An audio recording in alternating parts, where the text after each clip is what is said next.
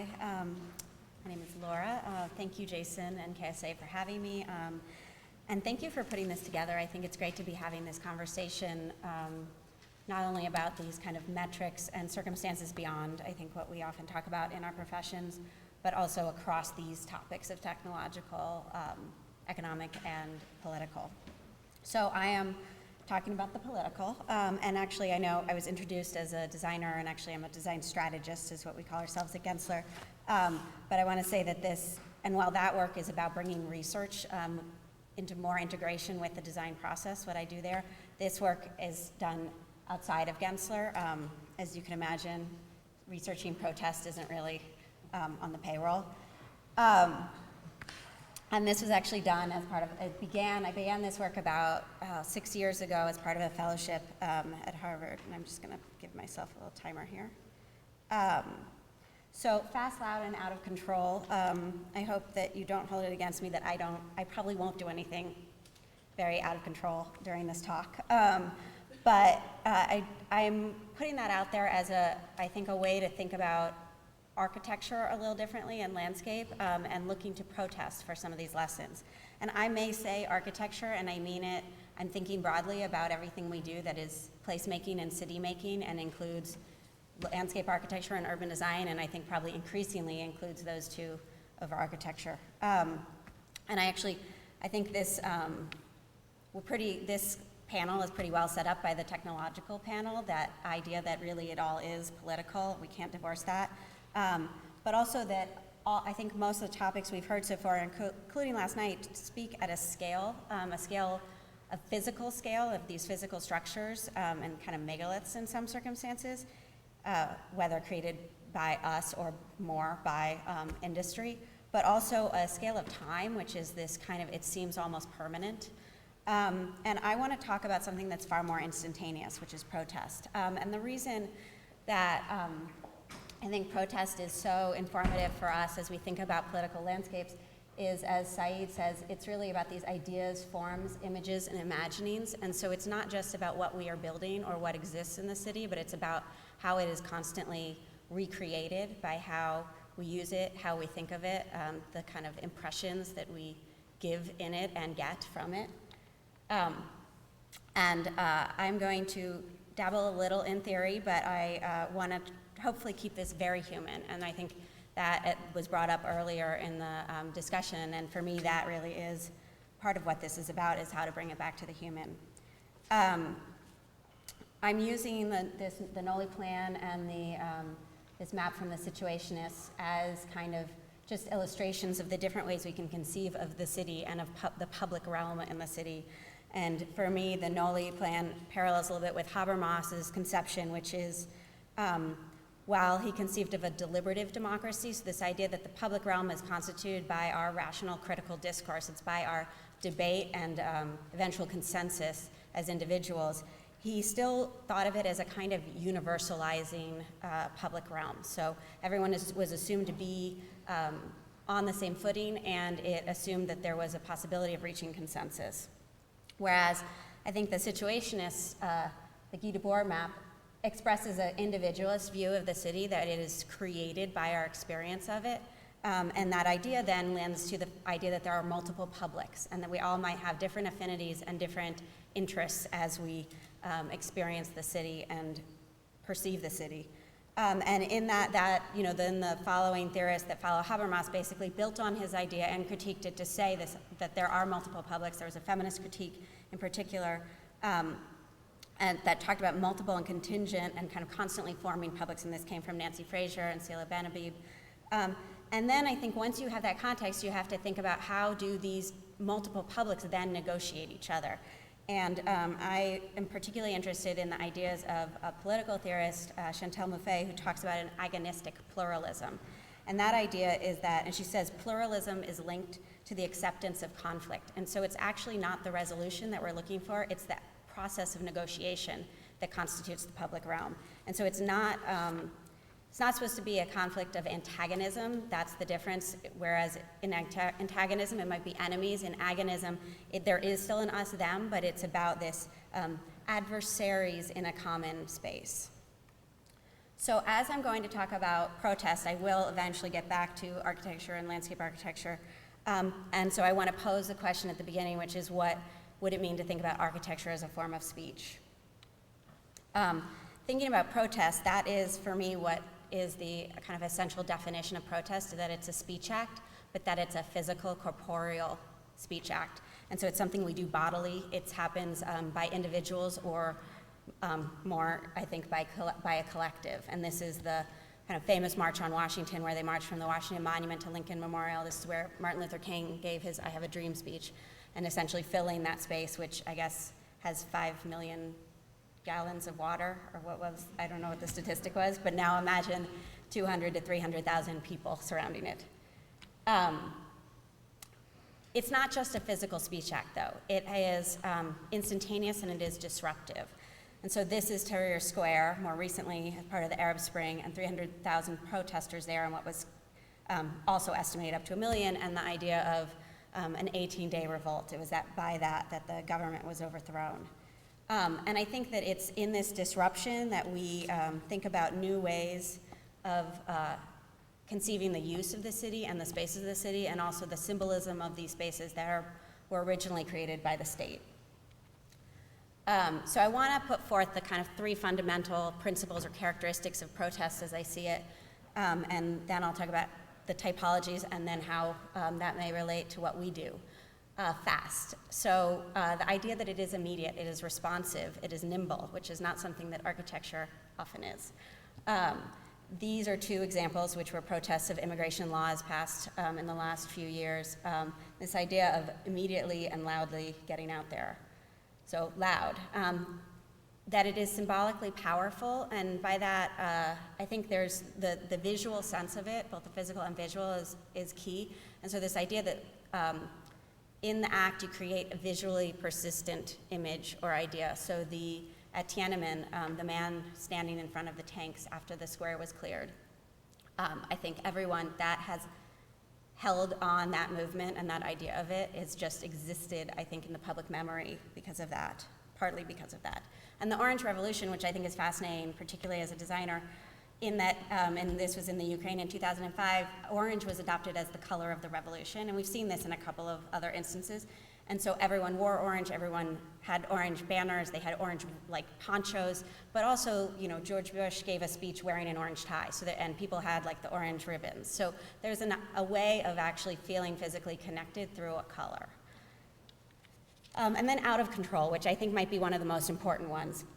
And I define this in 2 ways. There is the kind of extraordinary, and by that I mean out of bounds, beyond the ordinary, breaking with protocol. So regular citizens essentially breaking the law. And we don't really think about it, but this is one of the first protests in DC. It was called Petition in Boots, and not surprisingly, it was a group of unemployed people protesting the economic situation. And they marched from Ohio to DC, and there were 500 of them, twice as many spectators. And the leaders were arrested for walking on the grass, and they were held for 20 days. And in fact, it wasn't actually officially legal to protest on the mall until 1972, which I find just unbelievable. But that was a Supreme Court ruling in 72, and so obviously it was allowed, but the Capitol was under no obligation to allow it until the Supreme Court ruled that it was a public forum, and so they had to allow it. Of course, it's still highly regulated. And then the second definition for me of out of control is out of single authorship, so massively authored. And this is the project name's AIDS Quilt, which I think it's this idea that the speech is created in aggregate. It's not a single voice, right? And it's a kind of grassroots, so if we talk about the top-down, bottom-up. And then it's operational rather than representational, so it's the process of everyone doing this that is part of the symbolism. And the AIDS quilts were created as a memorial, but also as a protest, and it was at a time when there was so much stigma and fear that funerals weren't being held for the victims, funeral homes were refusing to deal with the remains, and so each panel, essentially, each quilt, there's a 3x6 panel, which was designed to be in the size of a grave, and then they were stitched together as 12x12s. And this is the full display of it, and I think, today there's 44,000 panels. So in that context, it seems that, over time, we've come to really respect protest as the right of free speech and the right of assembly. And so we've started to permit it, but by permitting it, we've created a kind of permitting process around it. And so it's become highly regulated in certain circumstances, and I think to a point institutionalized out of its efficacy. So here is at the Democratic National Convention in 2004, which was the first convention after 9/11. So there was heightened security, and the Boston Police Department decided to create a 26,000 square foot space that was dedicated for the protesters of the convention. As you can see, it wasn't very appealing, nor was it very visible. It was, across, under, beyond, all kinds of things. And actually, the protesters sued to try and get access to the sidewalk and to the streets outside of the convention. And the court ruling, it's amazing that the judge at the district court ruling said of this demonstration zone, he described it as, he says, the tracks create, it's underneath a defunct railway line, so that's where the girders come from. The tracks create a space redolent of the sensibility conveyed in Piranesi's etchings published as fanciful images of prisons. It is grim, mean, and oppressive space. Let me be clear, the design of the demonstration zone is an offense to the spirit of the First Amendment. However, he had to rule that it was legal, and that was because of the demands of security for the area and that there wasn't another option that the police could provide. And so that's what went forward as the free speech zone. So in that context, I want to talk a little bit about how protest has evolved today. And as an architect, I can't really help but put things in typologies. So I want to talk about these as how both old tactics have persisted, but new tactics have been rising up as a way to handle the, I think, institutionalization, the security, and the different ways and technology that's developed. So going through scales from symbolic spaces to the public way, the battlefield, and the network. And I guess really going from kind of a micro scale back to system scale that we've talked about. The appropriation of symbols, I think, is that kind of at its most essential, and this is showing Stalin Statue, which was ripped down in 1956 in the span of an hour. It was, I think, a 25-meter tall statue, and they got the blowtorches out and they took it down and left just the boots. And that is kind of like that destruction of a symbol as a way of recreating the symbolism. But also this is an artist project, Krzysztof Wodiczko in Boston, at a time in Charleston, where it was the highest murder rate per capita, and they were unsolved murders. And there were the mothers of these victims who felt there was a silence, that they weren't being heard, that their sons there was no investigation. And so he interviewed them about the cases and projected their images and the speeches back onto the Bunker Hill Monument. So this ability to layer voices over these symbolic spaces, or symbolic monuments, and then symbolic spaces. This example is from the Velvet Revolution in Prague, and this is, you see here, which is Wenceslas Square, I don't know if that, right there, and there's St. Wenceslas in the center of the square. And it's a symbolic space in Prague. While protest was banned at the time in Czechoslovakia, there was allowed an official student march to celebrate, basically it was an anti-Nazi march in honor of Jan Opletal, who was killed by the Nazis.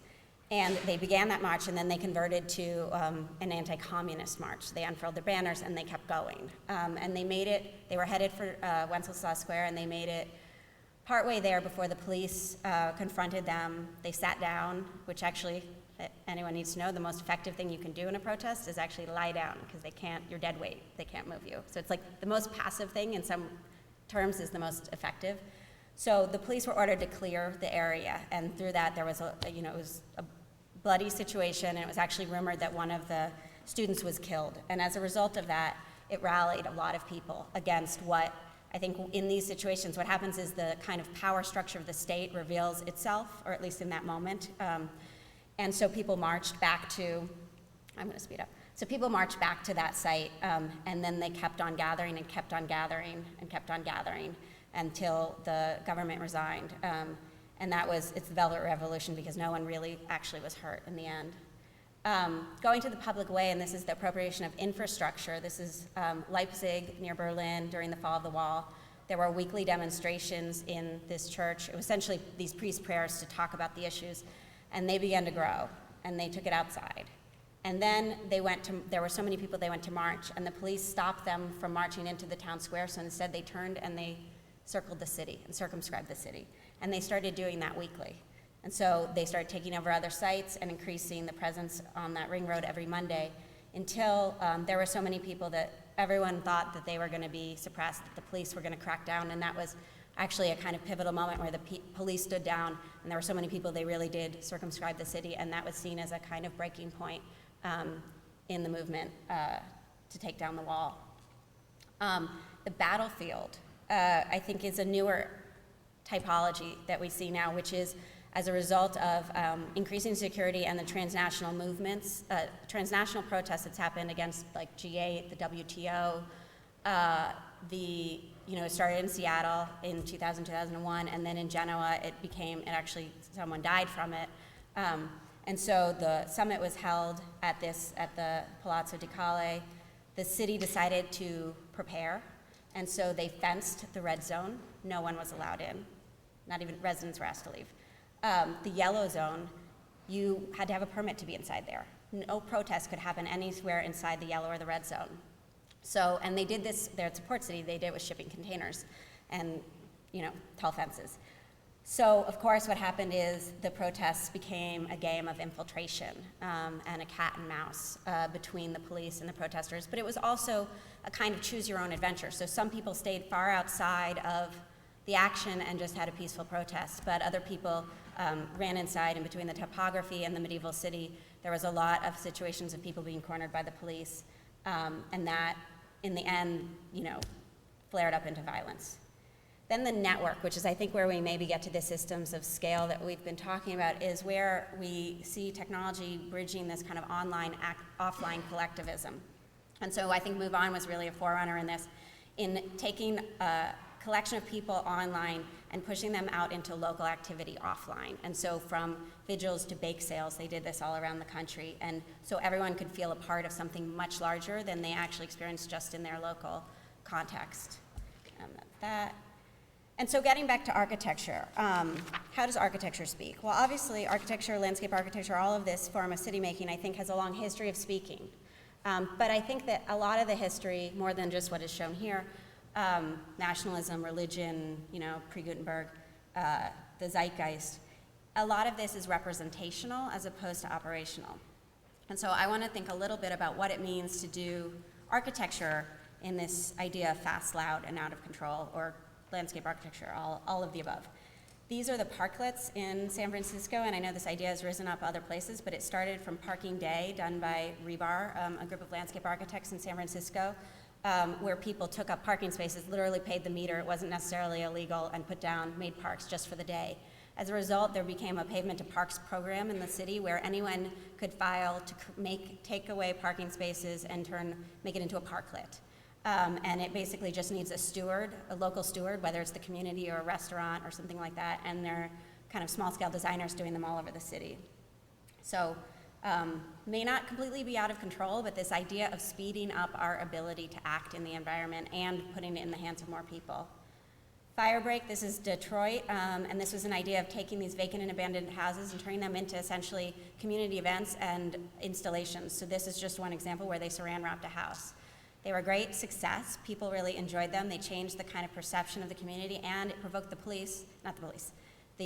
public works, who were supposed to demolish them to begin with, started demolishing them as a result of these actions, right? So it actually provoked a positive state action. And then, second to last slide, this is a project done as part of a competition in New York last year, which was Sukkot City, and this is for a Jewish holiday called Sukkot, and it's where they had 12 structures as part of the competition, but the idea of you build this structure, a sukkah, and the principles around it is that the structure must be temporary, have at least 2.5 walls, be big enough to contain a table, and have a roof made of shade-providing organic materials through which one can see the stars. And that's to commemorate the Israelites during their exodus.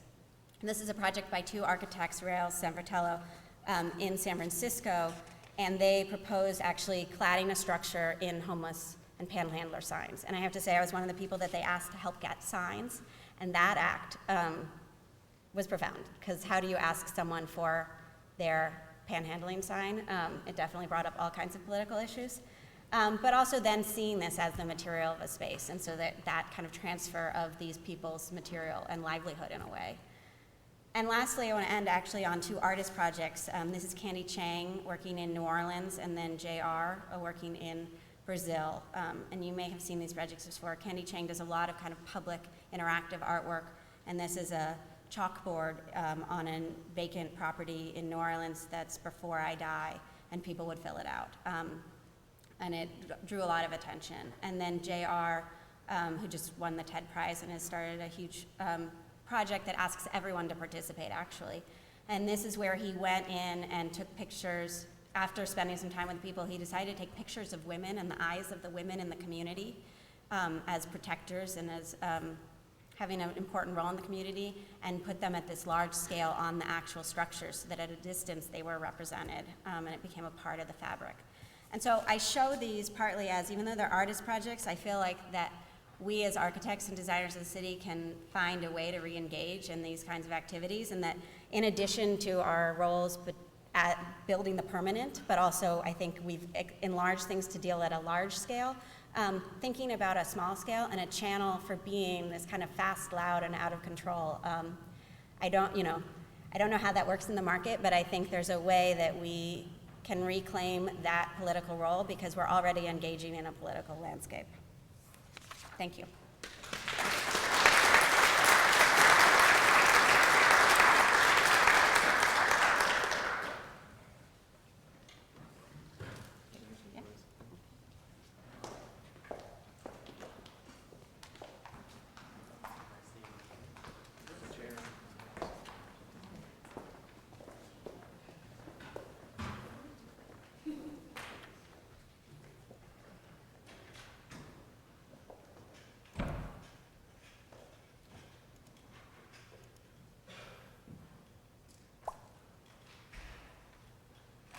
So I thought that I would sit down here with you guys since there's space. So I think that what we've seen in the presentations today is a range of scales of political action or reaction, from kind of Jeanette's framing of the discourse around energy, territory, and risk in the Underdome project at kind of a national scale, to Takako's kind of re-envisioning of a colonial city at the kind of urban and city scale, to Laura's kind of ephemeral and micro scale interventions within the protest, the realm of protest. And I guess I want to kind of pick up on the question that Laura ended with, which is, in this realm where traditionally the designer and specifically architects and landscape architects who deal with the kind of larger scale design works, where the designer has been a kind of complicit part of the relationship to the political world, right? So as a designer, you are employed by a client who then has his or her own political position, and that's traditionally how we've kind of built our world, to this new position where we are, I think, attempting to synthesize discourses around, say, a project, or simply to try to frame the multiplicity of arguments. But I wonder then, how do those projects then occur, right? How do they get built? and how does, I guess, the profession become reframed as a result of that maybe new agenda?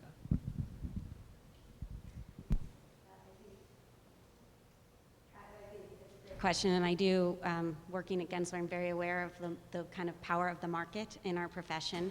It should be that way, and so I actually, and I think you were getting this a little bit, I think complicit is we are participating, right? And so I think it should be about how to best participate, not to how to separate ourselves. But I think some of those projects are stealth, and I think that's great. I think some projects, architects take them on themselves, so, you know, the parklets were begun by Rebar just doing it. There's a project called Proxy in San Francisco, which is done by Envelope A&D, where Douglas Burnham convinced the city to lease him some space that wouldn't be developed for quite a while because of the recession, lease it to him cheaply for 5 years, and he did a thing, he's in the midst of doing a project with shipping containers, bringing retail in, that's just a 5-year project, which is, I think, a scale we're not used to, the city's not used to doing it. He's having to teach the city how to do that. So, and he's actually, but he's also playing the role of developer, so he also he's profiting, hopefully, from it. So I think there's a way to do that as well, and build new models for it.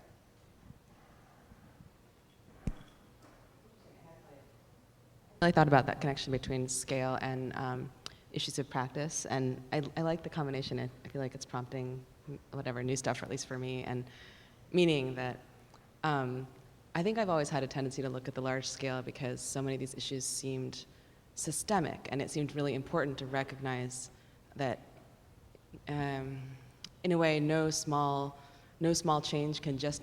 What was the phrase? The MoMA phrase? Small. Sorry, I always forget. Small scale, big change. Right. That, in a way, I guess I start at a dubious position and ask, well, maybe small scale. Sorry, maybe small scale can't always produce a big change, and maybe sometimes you have to think systemically in order to recognize these really kind of significant and entrenched systems that we're looking at. So my approach has always been to start with the big scale in that regard. And then, and similarly through your presentation, I was just thinking about ways that sites of protest can be so elusive because so many times the things that you're protesting against are invisible, untrackable, unrecognized, and it's, in many ways, it is the act of protesting that makes those things visible and then does that, in fact, at a small scale that is the tip of the iceberg of the system.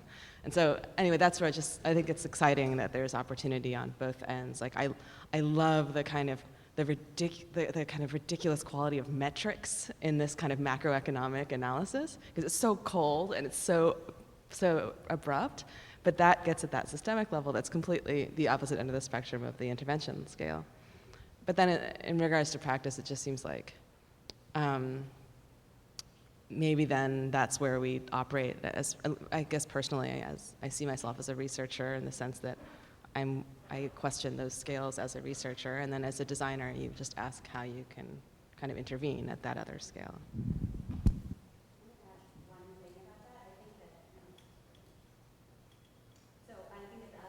Aspect is in education. So for me, I think the ability for designers to listen and engage with communities and individuals is a big part of how we could change that practice. And the stakeholders and projects are not just the clients. They're everyone using that project or engaging in that experience. So I think that active listening and engaging and finding ways to start to incorporate, make visible other kind of paradigms is critical to bringing this about. I guess, so I mean, what I attempted to do, and I totally grossly underestimated the time. But basically, what I tried to present were two projects, within a certain context, and then sort of the outcomes, or sort of the progress that they took on, as sort of we moved forward, and as the project went from sort of the larger planning scale to sort of the smaller implementation of it. And the thing is, both projects are moving along, but I think as designers, especially starting at a big scale, we've found that, you know, you can't expect to be able to control, I guess, sort of the implementation of the smaller scale aspects of the project. And so, you know, I guess with that in mind, you know, it's like, what kind of expectations, I guess, you have for what you're proposing? You know, is certain things good enough? You know, and you know, is it okay that everything you're hoping for isn't implemented? Because, you know, ultimately for us, the Fez River project is a success, regardless of whether, you know, we were able to sort of implement all the sustainable aspects of it, and that we're able to stay on as, you know, contracted designers. Because the fact is, you know, it's been embraced by the community. It's been embraced by, you know, the people for which, like, the project and the proposal was initially made. So I think it's really about sort of, you know, having sort of like curbing that designer's like tendency to want to control everything, and then you know, understanding that there's benefits to whatever sort of, at whatever point the project sort of like takes a life of its own.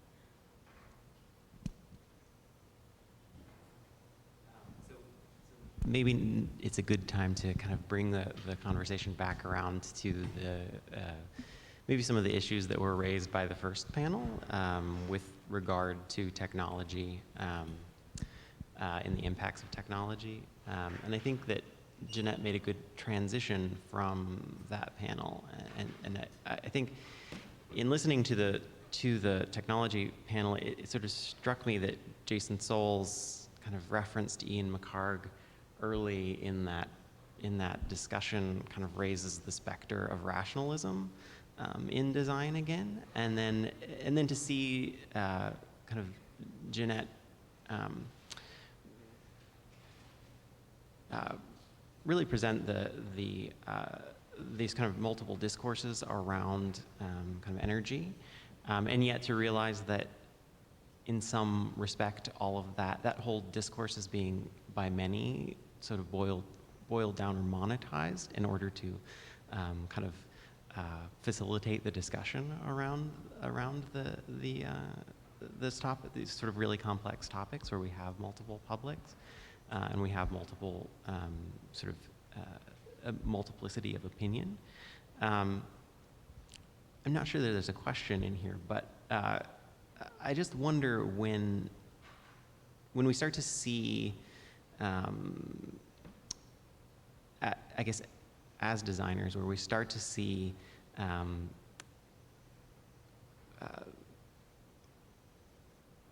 technology and discourse being kind of rendered down to the sort of or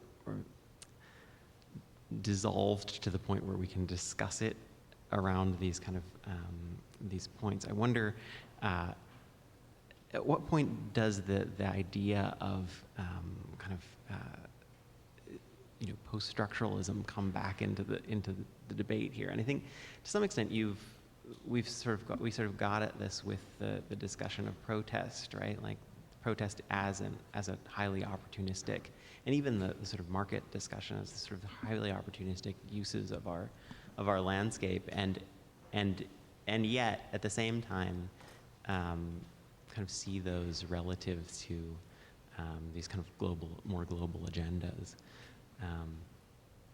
I guess the question becomes, how do we allow for spontaneity and big, loud, and riotous, can't remember the third one, within that realm? I agree, and I think it's hard because I'm a pretty hyper-rational person in the midst of talking about these things, but I think we have to allow for things to be more messy, and that's, I think in all of the presentations today, there's been a kind of unearthing of the complexity and the subtleties, and then, you know, Jeanette's definitely is the negotiation of all of these different perspectives and the fact that they are all like, you know, reforming. So I think we have to engage and get in that, and also, like you're saying, we have to let go a little bit and let it be taken over. And I think it's that desire to control that we limit ourselves out of a lot of potential. So I actually don't think there's a, I don't think there's a problem. I think that and this interest, I think technology is making information more available. We're all able to research these things this way, get those numbers, and people are getting interested, especially as we start to learn to make numbers more visually compelling, that everybody is able to, I think, engage in conversations and have information that reveals the complexity more than maybe in previous times. It seems like, I guess because, sorry, it's always so loud. Because I'm wearing the hat today in which I'm kind of standing for quantitative analysis as a political tool, I guess my response would be that in a way, numbers don't give you certainty at all. They just give you a way to raise questions and establish priorities and figure out how we make decisions. And then the question of how you act on them, but really even more specifically, the question of what you measure and how you measure it and why you measure it is itself completely spontaneous. And that's where the uncertainty comes in. Not only do you not know what oil prices are going to be in the future, and not only do you know whether hurricanes are going to happen more often or when, you also never really know what to measure and why. And so in that question, I would say, comes the debate and comes the spontaneity and the uncertainty. In one of, or probably a couple of the two slides that you saw for like half a second, there, you know, I was like they presented sort of like, yeah, the metrics that we use to sort of justify certain design decisions we made or planning decisions we made. And the thing is, you know, as, you know, Jeanette said, it's in a way, it's completely arbitrary. And so, you know, the rationale behind some of the decisions that we based, you know, sort of the planning decisions, in the end, for instance, for the Fez River project, like the politicians didn't care. You know, in the end, it became like what was a project that was sort of about remediating the water, and then sort of rolling into it public space. It became about actually, you know, public space only. So all the metrics that we had built into it, like justifying, you know, why it should be this way, like it didn't matter. And then, you know, for the Eco Lodge, it's still, you know, it's still open. We'll see what happens, but, you know, we try to compare, you know, existing eco-tourism or tourism models and sort of all the bad that comes with it, which is like depleting the local water source, money just going out of the community, and then like comparing it to, you know, sort of like the idea that we were presenting, saying, you know, we'll minimize the amount of water, we'll like sort of actually recycle a lot of water, and we'll try to keep all the money that's generated there within the community. So, you know, hopefully, you know, what we chose as the metrics by which we based these designs or like these planning ideas, you know, would hold for this project. But, you know, again, like for the other project, it really, you know, in the end, the people who had the power to sort of implement it didn't really care.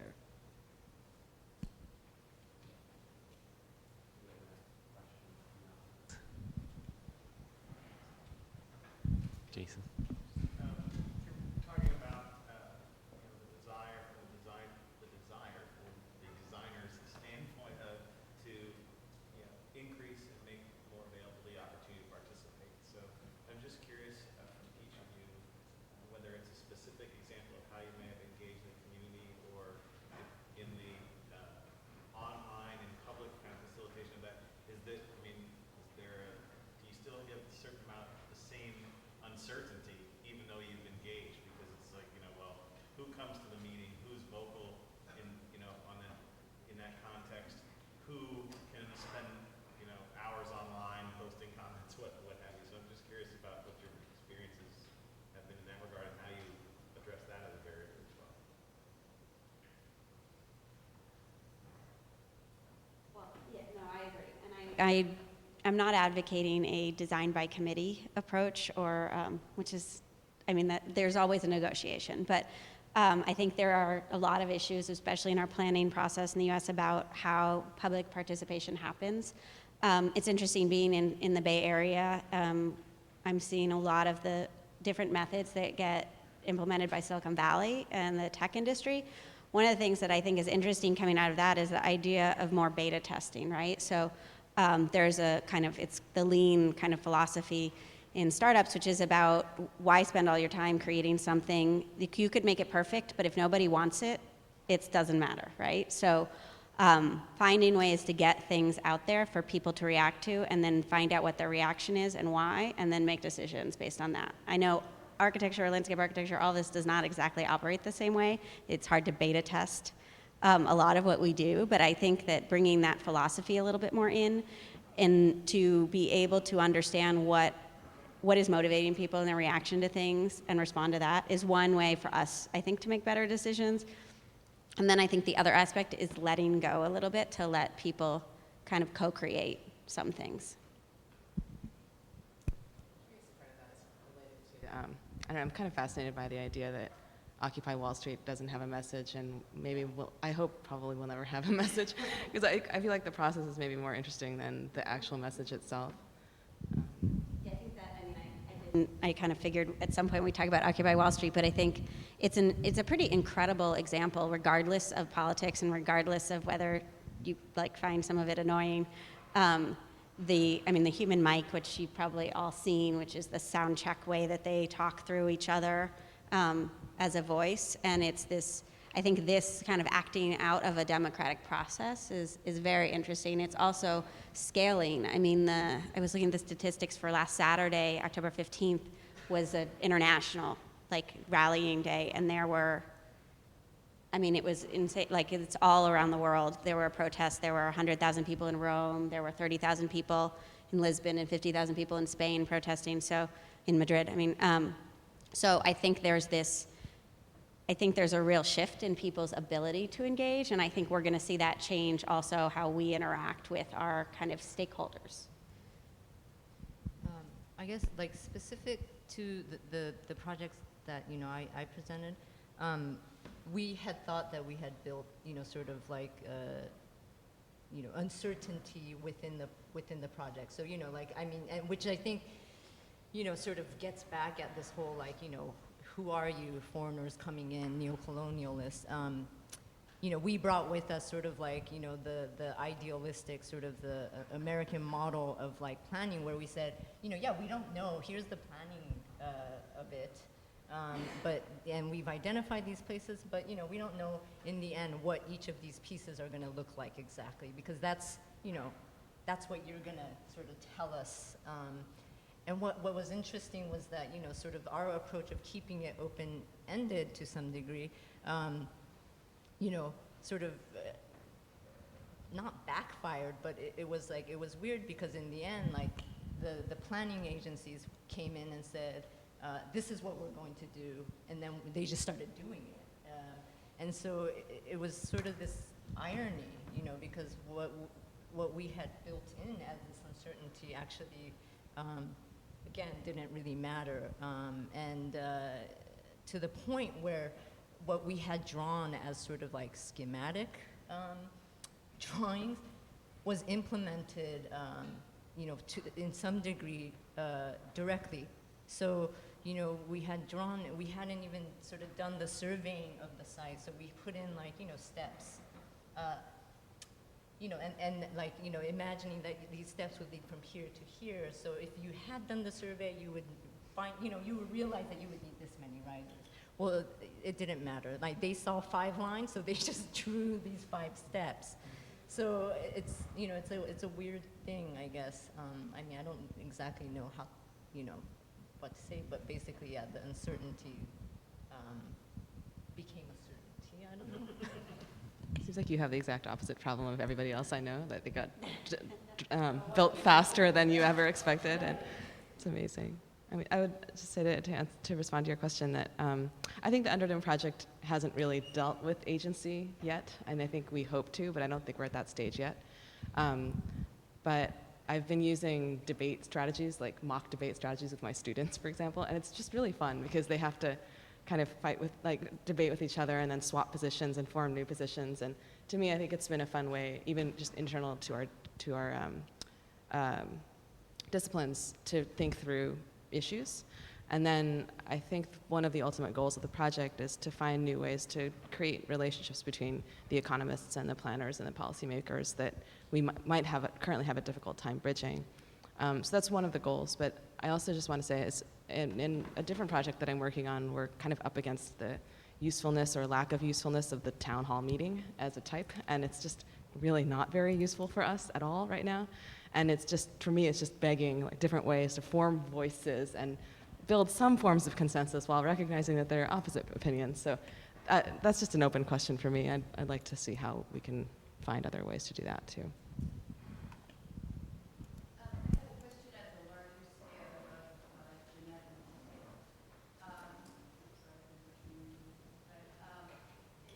Genesis is really wonderful kind of vertical and horizontal scaling of big government to no government to caring about individuals and ideas within the community to kind of not having any sense of that, going more to the non-government side again, and also looking at kind of scales of environmental intervention.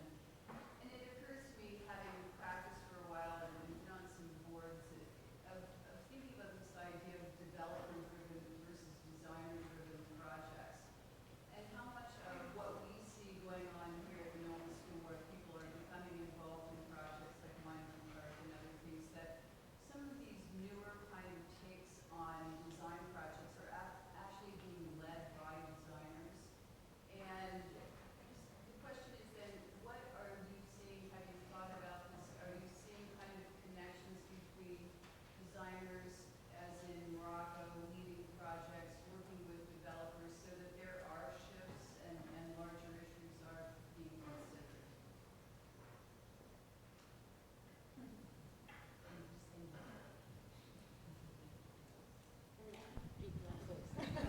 Well, I can put on my Gensler hat for this one, because that's the work I do is actually very closely with some large-scale urban developers. And not all developers are created equal, for one thing. And so I'm lucky enough to work with a very progressive developer. But I think there are great situations where architects are taking it on, but I think architects need to learn to put the developer hat on for it. I think really understanding the market drivers. And I know that in our work, it really, so much is that negotiation. I mean, it's all that, but there's everything, right? There's the political, the city political, the community political, right? The potential future tenants, the banks financing it. There are so many stakeholders, and I think there's a number of stakeholders that as designers, we actually don't even normally touch. So I think there's a potential, and what I think we're lucky in is that it's a real partnership, even though, I mean, they have the money and they're gonna make the money off of it at the end of the day. But it feels like in the formation and the negotiation of these tactics, it really is a partnership between us and the developer. And I think that could be a really kind of promising way forward. And developers that are really invested in research and in kind of thinking about how design can perform and what is important about design. But I mean, I think it's still a lot remains to be seen in those roles. I don't know if I'm going to answer your question necessarily, but I think that the thing about designers is that one, like, in a way, we're sort of greedy, you know? And then two, we're also, like, even though we're in this, like, political panel, we're sort of apolitical in that, you know, a project or a question is asked of us, and then we, you know, think about it, and instead of, you know, not to badmouth engineers, but we instead of just addressing the particular question or problem that's presented to us, we, like, you know, try to reframe the problem, and then we see, like, how that one, right, problem can address, like, everything. So, like, you know, for us, like, you know, we were presented, right, in one circumstance, like this engineering infrastructure problem, and then we said, oh, well, but, you know, you can roll into it, like, you know, public space and, like, all these, you know, you can address all the issues that are endemic within this, you know, particular context. And then in, like, the desert project, again, you know, like, the Ministry of Tourism said, we want to build an eco-lodge, and then we said, okay, yeah, we can do a prototype eco-lodge, but then, you know, we think we can engage, like, you know, these like villages. We can talk to the women who, you know, are sitting at home and actually, you know, use their skills to actually create a much more interesting project, and then that would, you know, eventually, hopefully, make what these eco-lodges are, you know, sort of self-sustaining, so that the women actually are actively a part of this like new tourist model. So, you know, again, like I don't know if I'm answering your question, but I think it really, you know, it's about who we are, I guess, in our sort of greed to address as many things as possible. That I feel. I don't know. I feel it positions us like sort of in a it puts us in a best position to sort of like look at it from like